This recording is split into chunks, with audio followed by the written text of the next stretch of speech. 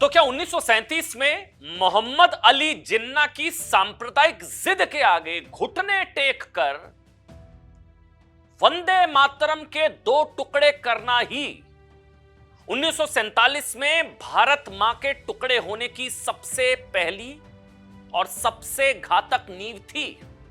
सवाल को बहुत ध्यान से समझिएगा। नेताजी सुभाष चंद्र बोस ने जिस तुष्टीकरण पर नेहरू को खुली वार्निंग चेतावनी दी थी, रोका था, नेहरू ने उस चेतावनी को दरकिनार करके जिन्ना को चिट्ठी लिखकर सरेंडर क्यों किया?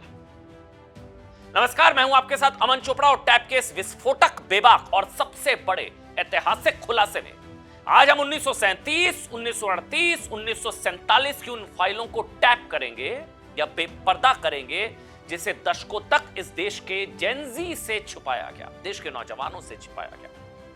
सवाल सीधा है साहब, जिन्ना ने देश के टुकड़े किए, लेकिन क्या उस विभाजन की शुरुआत वंदे मातरम के टुकड़े टुकड़े करने से हुई थी? आज जब देश 2026 में खड़ा है, संसद ने कानून बनाकर वंदे मातरम के सभी 6 अंतरों को संवैधानिक और राष्ट्रीय गौरव के साथ गाने का संकल्प दोहराया है, तब कांग्रेस वर्किंग कमेटी यानी कि CWC की बैठक में यह फरमान सुनाया जाता है कि हम संसद के कानून को नहीं मानेंगे, हम तो 2 ही छंद गाएंगे। ये आ चुका है CWC का, पूरा देश स्तब्ध है। बीजेपी पूछ रही है कि साहब क्या आज की कांग्रेस 89 साल पुराने मुस्लिम लीग के नैरेटिव पर चल रही है क्या? प्रधानमंत्री तो खुलकर कहते हैं मुस्लिम माओवादी लीग बन चुकी है कांग्रेस। कई बड़े नेता पूछ रहे कांग्रेस और मुस्लिम लीग के बीच का फर्क खत्म हो चुका है क्या? कांग्रेस के नेता कह रहे हैं साहब कि ये तो 1937 का ऐतिहासिक फैसला है। आइए इस 1937 के सो कॉल्ड कथित ऐतिहासिक फैसले की असलियत को भारत के एक आम नागरिक के नजरिए से एक बार समझते हैं। मान लीजिए साहब कि आपके घर की 100 साल पुरानी एक पुश्तैनी नेम प्लेट है, ठीक? उस नेम प्लेट पर आपके पूरे परिवार का नाम, कुल, परंपरा और मान सम्मान दर्ज है। अब मोहल्ले का कोई सांप्रदायिक उपद्रवी आकर आपके दरवाजे पर खड़ा होकर गए कि मुझे तुम्हारी नेम प्लेट के नीचे वाले 4 शब्द पसंद नहीं है, समझ रहे हैं? इन्हें हथौड़े से तोड़कर हटवा दो, वरना मैं मोहल्ले में दंगा करा दूंगा। ओए रोहन, तेरी इस 100 साल पुरानी नेम प्लेट के नीचे वाले 4 शब्द मुझे चुभते हैं। इन्हें अभी अपने हाथ से तोड़ दे। अगर तूने मेरी बात नहीं मानी तो मैं आज ही पूरे मोहल्ले में ऐसा दंगा भड़का दूंगा कि पुश्तैनी सम्मान भूल जाएगा तू। अब अगर उस घर का मुखिया उस उपद्रवी के डर से अपने ही हाथों से अपनी पुश्तैनी नेम प्लेट के 2 टुकड़े कर दे, तो क्या वो उपद्रवी शांत हो जाएगा? नहीं ना। उसकी हिम्मत बढ़ेगी, उसका हौसला बढ़ेगा। वो अगले दिन आकर कहेगा साहब अब तुम्हारा आंगन भी मुझे चाहिए, परसों तुम्हारा कहेगा तुम्हारा पूरा मकान मुझे चाहिए, क्योंकि हिम्मत बढ़ा दी ना साहब। ठीक यही हुआ 1937 में। समझिए, बंकिम चंद्र चटर्जी ने 1875 में जिस पावन गीत की रचना की, जिस आनंद मठ के अमर गीत ने हिंदुस्तान के नौजवानों के सीने में आजादी की ज्वाला जलाई, जिसे गाते गाते खुदीराम बोस, राम प्रसाद बिस्मिल, अशफाक उल्लाह खां और भगत सिंह हंसते हंसते फांसी के फंदे को चूम गए, उन 6 छंदों के पवित्र राष्ट्रनाद को सिर्फ इसलिए बीच से काट दिया गया, टुकड़े टुकड़े कर दिए गए, क्योंकि जिन्ना, नफरती जिन्ना और मुस्लिम लीग ने अपनी सांप्रदायिक राजनीति चमकाने के लिए उस पर वीटो लगा दिया था। जिन्ना को पसंद नहीं आया था राष्ट्रगान, हमारा राष्ट्रगान, राष्ट्रगीत। साहब हमारी टीम ने इस पूरे ऐतिहासिक सरेंडर, मैं कहूंगा ब्लंडर और राजनीतिक तुष्टीकरण की नब्ज को गहराई से टैप किया। और जो दस्तावेज हमारे हाथ में है ना, ये जो दस्तावेज हैं, ये साबित करते हैं कि विभाजन किसी एक दिन की घटना नहीं थी, बिल्कुल नहीं थी, बल्कि समझौते की उस पहली भूल का नतीजा था या बुनियाद थी जो आगे चलकर देश के बंटवारे की वजह बनी। इतिहास के उस काले अध्याय को सिलसिलेवार तरीके से समझिए। मैं बताऊंगा साहब। साल 1937, सुनिए, साल 1937 प्रांतीय चुनाव के बाद कांग्रेस ने कई राज्यों में सरकारें बनाई। ठीक, विधानसभाओं में वंदे मातरम गूंजने लगा। 1896 कांग्रेस का कलकत्ता अधिवेशन, खुद गुरुदेव रविंद्रनाथ टैगोर इसे पूरे सम्मान के साथ वंदे मातरम को गाते रहे, सब कुछ ठीक। लेकिन ढाका में बनी और जिन्ना की अगुवाई में चल रही मुस्लिम लीग ने अचानक छाती पीटना शुरू कर दिया। जिन्ना ने कहा कि वंदे मातरम में भारत भूमि को देवी, दुर्गा और शक्ति का रूप माना गया है, इसलिए मुसलमान इसे नहीं गाएंगे। इस पर नेताजी सुभाष चंद्र बोस का क्या रुख था, इसे सुनिए और समझिए कि एक सच्चा राष्ट्रवादी कैसे सोचता है। बोस का रुख बता रहा हूं क्योंकि आज पूरी कांग्रेस पार्टी कह रही है कि 1937 में बोस की सहमति थी, बोस की सहमति थी, ये कह रही है ना, बोस के विचार। 17 अक्टूबर 1937 को, ये चिट्ठी आपको कोई नहीं दिखाएगा, 17 अक्टूबर 1937 को नेताजी सुभाष चंद्र बोस ने पंडित जवाहरलाल नेहरू को एक ऐतिहासिक पत्र लिखा। सुभाष बाबू ने जिन्ना और मुस्लिम लीग की ब्लैकमेलिंग की पोल खोलते हुए सीधे लिखा। मैं उस पत्र को सुनाता हूं, ध्यान से सुनिएगा, ये बहुत जरूरी है, बहुत जरूरी। उन्होंने लिखा कि सांप्रदायिक सोच वाले मुसलमानों की आदत बन चुकी है कि वो समय समय पर कोई ना कोई आर्टिफिशियल मुद्दा उठाते रहते हैं। दोबारा से सुनिए, बोस ने लिखा, सांप्रदायिक सोच वाले मुसलमानों की आदत बन चुकी है कि वो समय समय पर कोई ना कोई आर्टिफिशियल मुद्दा उठाते रहते हैं। कभी मस्जिदों के सामने संगीत का बहाना, कभी नौकरियों में अपर्याप्त प्रतिनिधित्व का रोना, और आजकल वंदे मातरम पर बखेड़ा खड़ा किया जा रहा है। बोस, नेताजी, वंदे मातरम का मुद्दा अचानक इसलिए उछाल दिया गया क्योंकि इसे विधानसभाओं में गाया गया, जिससे कांग्रेस की भारी जीत और राष्ट्रवाद का पता चलता है। ठीक, सुभाष बाबू ने नेहरू को साफ साफ वार्निंग देते हुए आगे और भी लिखा, वो भी सुनिए। क्या लिखा उन्होंने? उन्होंने लिखा कि मैं राष्ट्रवादी मुसलमानों की हर वाजिब शंका को दूर करने के लिए तैयार हूं, लेकिन सांप्रदायिक सोच वाले इन तत्वों की ब्लैकमेलिंग को तवज्जो देने का मेरा रत्ती भर इरादा नहीं है।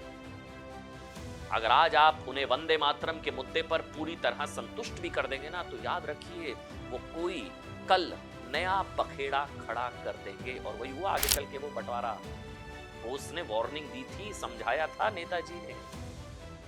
अगर आज आप उनको संतुष्ट भी कर देते हैं ना, तो वो कल कोई नया बखेड़ा खड़ा कर देंगे, सिर्फ इसलिए सांप्रदायिक भावनाओं को भड़काया जा सके और राष्ट्रवाद को शर्मिंदा किया जा सके।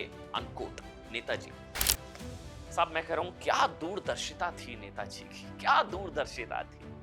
नेताजी ने 1937 में भांप लिया था कि अगर आज झुके तो कल ये देश मांगेंगे। अगर आज वंदे मातरम के टुकड़े टुकड़े किए तो कल ये लोग देश के टुकड़े टुकड़े करेंगे। अगर आज वंदे मातरम का विभाजन किया तो कल ये लोग देश के विभाजन की जिद पालेंगे, और बिल्कुल ठीक वैसा ही हुआ। नेहरू ने क्या किया?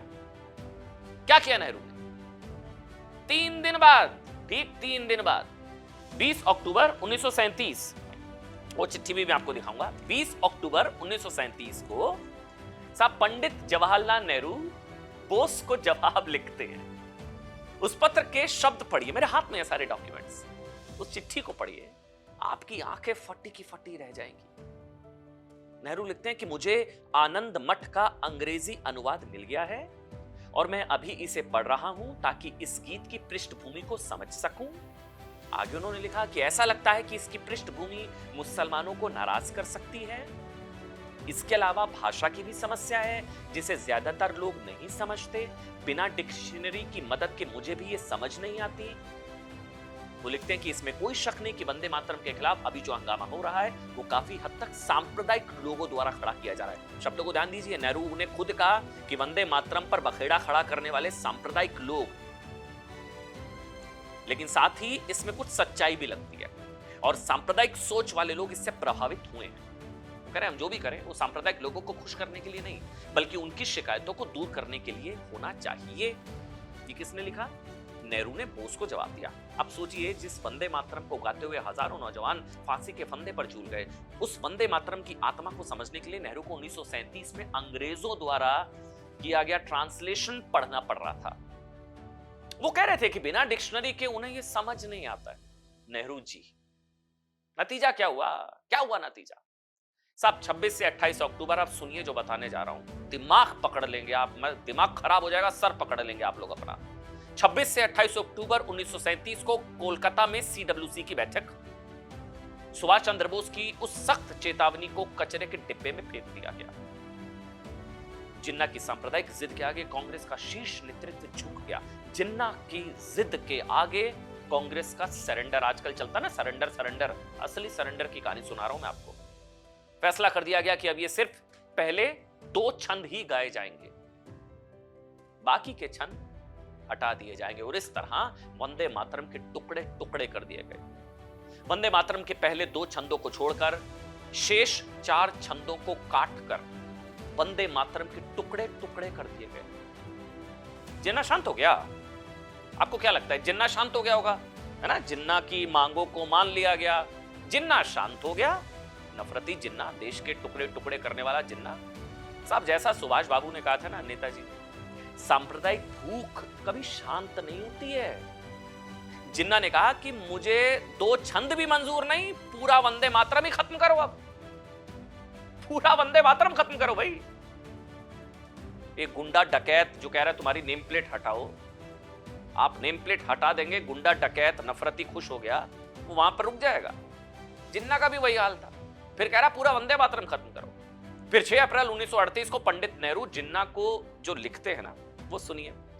उन्होंने जिन्ना से क्या कहा, वो बहुत इंपॉर्टेंट है। क्या कहा था? ये आगे चिट्ठी मेरे हाथ में, हाँ ये वो लिखते हैं, श्रीमान जिन्ना, प्रिय श्रीमान जिन्ना, आपने वंदे मातरम को ना गाने की बात कांग्रेस से की है। मैं कोट अनकोट पढ़ रहा हूं जो नेहरू जी ने लिखा।